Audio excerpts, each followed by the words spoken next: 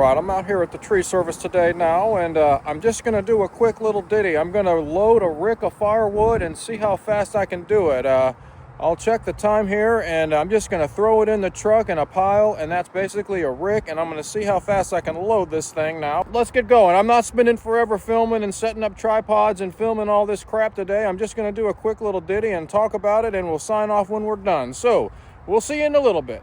Let me show you a survey of the surroundings now. I got my truck.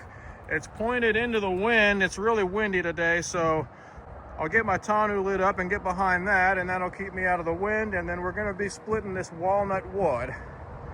So we'll see how long it takes me to throw a truckload in. Hopefully I have a truckload here. It's going to be about, it will be. If I don't stack it in rows, it'll fit in there good. And then I'll just throw the rest of it here.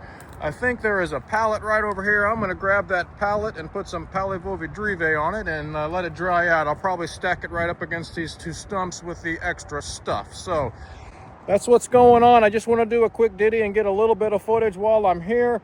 I'll check in when we're done.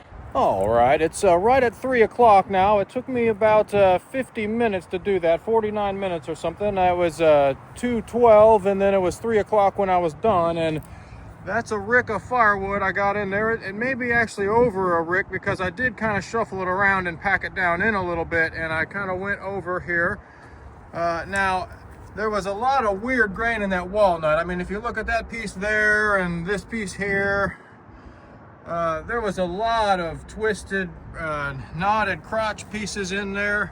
So it wasn't just a perfect, easy, straight splitting, if you know what I mean. See that piece there? Over here.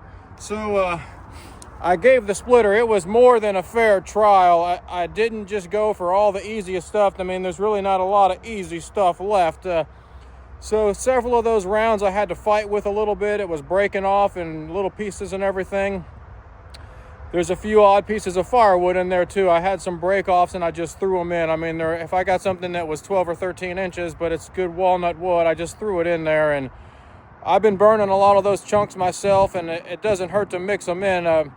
I've been finding that people, they get more upset about huge, massive wood or really long wood than they do about short little chunks that they can manage easy. So nice little chunks, they're kind of nice to have actually when you're burning a lot of fires. It gets the fire going. It's easy to manage. It's good kindling. If your fire's going down, you can throw a little chunk in. So that's not a big deal. I did throw some of those in. Now, I do have some more splitting left to do. Sorry if I whipped the camera around on you there. That's that stuff that I split with the axe several videos ago, a week or so ago, if you watched that. I got to finish that little pile, and then there's just a little cluster of rounds around here. And I have some scrounger wood that I'd like to split. That scrounger wood pile is still over there. I don't know if you can see it. You see that scrounger wood pile there? It's not one to focus on that. But I still have that scrounger wood over there. It's one to focus on that damn tire. Anyways, there you go. I kind of tap on it and get it to focus in. So I got that little pile of scrounger wood. And there's more locust wood over here. There's my pile of locust now. There's more locust, but I have to buck that stuff up. So I don't know if y'all can hear me. I'm not wearing a microphone. I just ran out of the house. I wanted to get work done today. I don't want to be shooting a bunch of videos, but while I'm here, I did get some footage and try to make something out of it without making a huge production and setting up tripods and shot angles and talking and narrating. So I did want to do a little something. Now, I probably won't mess with that locust. What I think I'm going to do is split my scrounger wood real quick because it's just sitting there. And then I'm probably going to buck up some of that ash or something, do a little bit of bucking while I'm here until it gets dark, and just buck up some wood for next time. Now, it is really dirty out here. I almost got stuck, and that's my main concern. I'm sinking down in the mud, and I put my truck in 4-wheel drive. So heaven help me I don't get stuck out here tonight. Sorry, I'm moving the camera around. You can see, I don't know if you can tell, but my tires are kind of starting to sink down in this soft mud.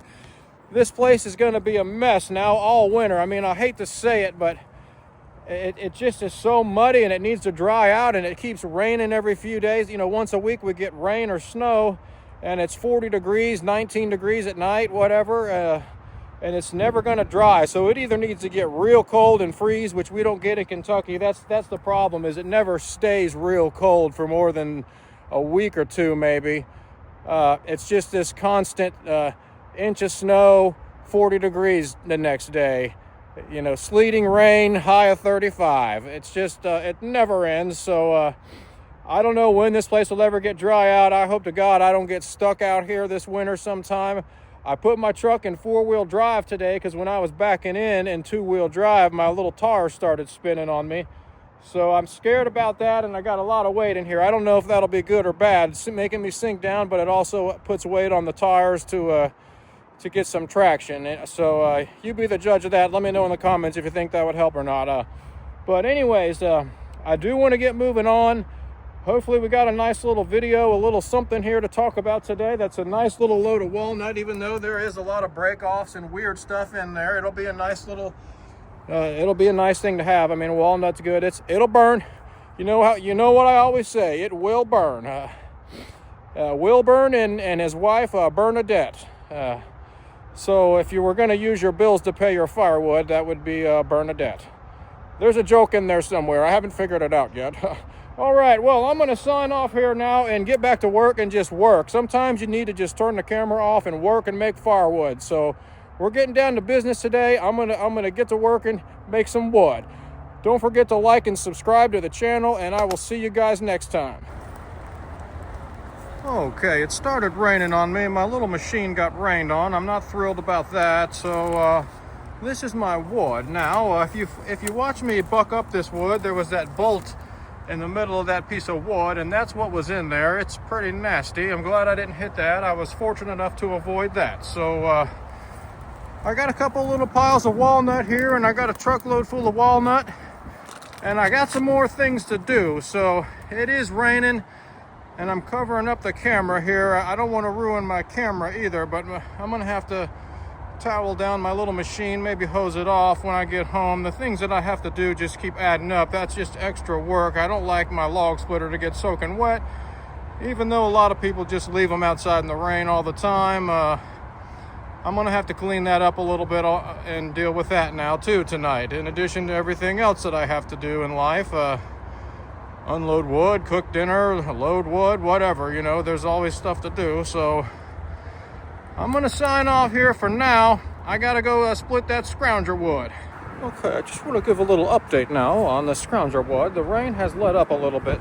It wasn't too bad. It just got everything wet is all it did, really. But I did split up this scrounger wood, and it's some pretty good looking wood. And I also found some more pots to put some plants in. I might use those for tomatoes or something next year, but here we go. Let's take a look at that. This is that little pile of scrounger wood we cut up now, and it's not too bad. That's some bone dry barkless maple. So really when you get down in there, it's just some dry burning wood. And I found a couple pots. That one might be a little too far gone, but the black one there, I can rinse that out, scrub it with some bleach and rinse it real good, and it'll be good. I'm a little worried about that one. It could have some mold and things. Anyways, now just a quick little scrounger wood splitting session there. And all right, I'm going to be signing off, and I'm going to go buck up some more wood. Okay, I'm back home, and first off, I just want to say I'm sorry that this video was a little out of focus. I am really frustrated. I don't know if I had a smudge on the camera lens or what, but I hauled that walnut home, and there's the maple wood you saw me make a few videos ago next to it. It's kind of a neat little contrast.